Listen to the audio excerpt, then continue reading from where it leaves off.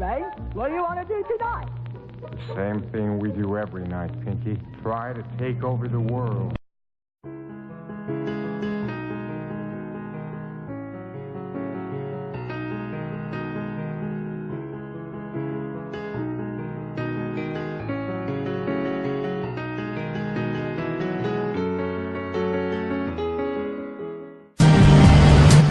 I first met him in the early 80s in a Chinatown of urban Java. He didn't want his real name or address revealed, so we called him DJ for Dynamo Jack. He was only a healer, he said, but he did direct a powerful energy generated from his own body into his patients. Sometimes he used the needles, sometimes just his hands. He called the energy Qi, and it was so strong that he usually needed a grounder to hold his patients' feet.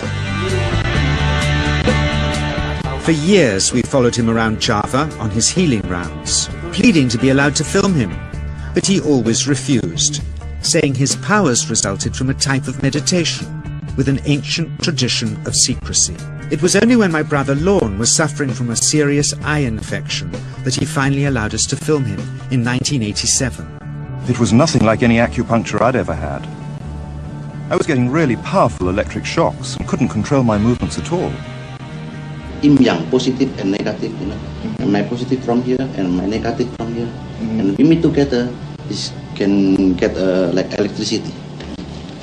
And is this because you're special? You have a special sort of it's meditation every day. It's meditation that does it? Meditation every day. Like you can touch me, like this. It's nothing, okay? It's my burn. Just like this.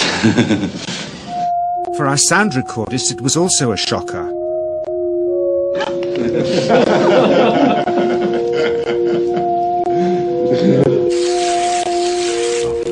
He then took our newspaper outside and showed us how Qi can also be used to set things on fire.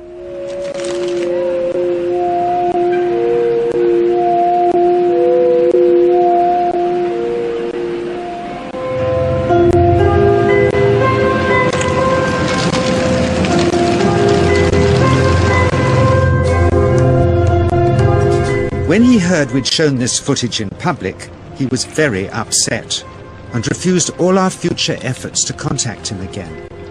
As the years passed, we sadly resigned ourselves to never seeing him again.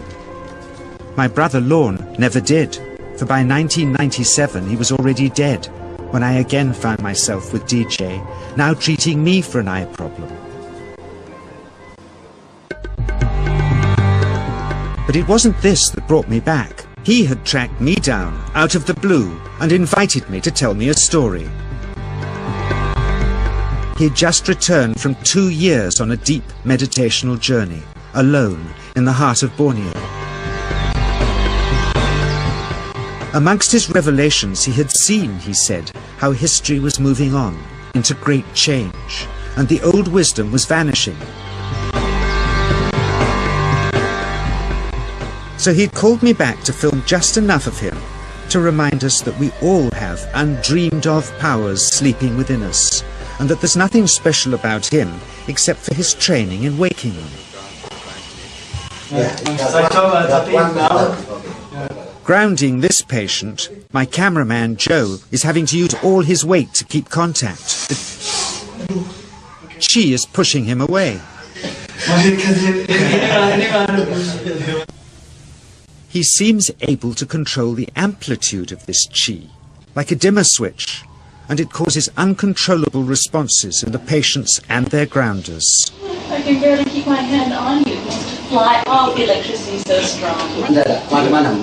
This mother unwittingly grounds her child.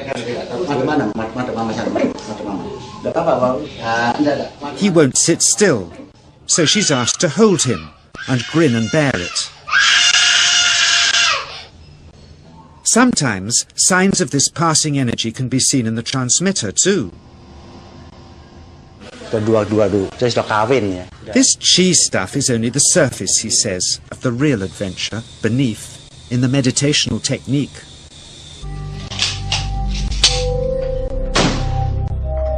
Projecting chi from the palm of the hand can also be used to resist rifle pellets, he says.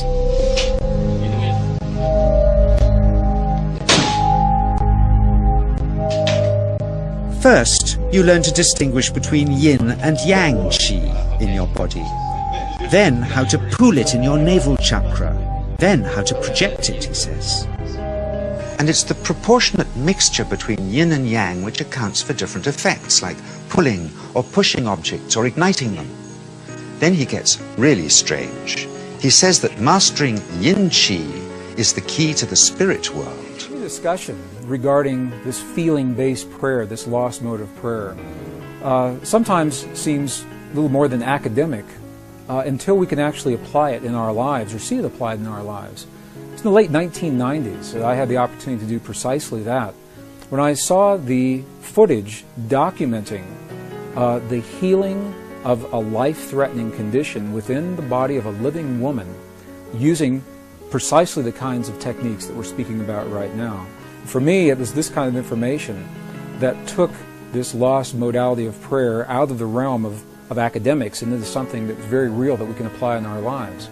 I had the opportunity during that time to see some video footage of the healing of a 3-inch diameter bladder cancer inside the body of a woman who, by Western medical standards, had been diagnosed inoperable. She had gone, as a last resort, to a medicineless hospital in Beijing, China. It was in this medicineless hospital where they began simply by addressing the life-affirming ways that she could change how she was living her life. They taught her life-affirming ways to breathe and life-affirming ways to nourish her body, gentle movements to stimulate the energy centers in her body. And as she was doing these and strengthening her body, at one point it made sense to undergo a process. Now I'd like to share this, I'd like to describe it to you as a very potent example of how the feeling world inside of our bodies has a direct effect, in this case a very graphic effect, on the world beyond our bodies. So in the video documentation, the film shows a woman lying on in a hospital room. She's fully awake, she's fully conscious, she believes in the process that's about to happen. Before her, there is an ultrasound technician who is running an ultrasound wand over her lower abdomen that we can see on a split-screen television. And on the left-hand side of the screen, they do a snapshot, a freeze frame of an instant in time for reference, so we can see what her condition looked like in that instant in time.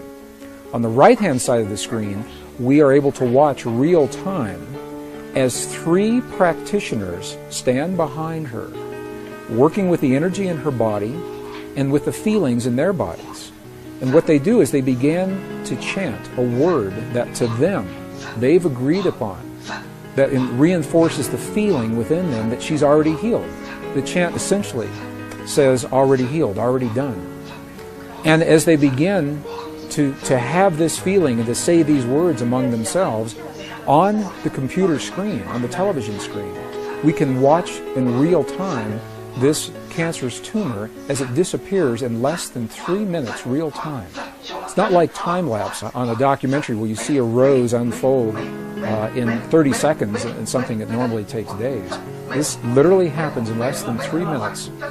Her body responded to the feelings of the practitioners who were trained to have the kinds of feelings that they were having. And all they were feeling was the feeling of what it feels like to be in the presence of a woman who is already healed, fully enabled, fully capacitated. They were not seeing her as a woman who was sick, and they weren't saying, bad cancer, you've got to go away.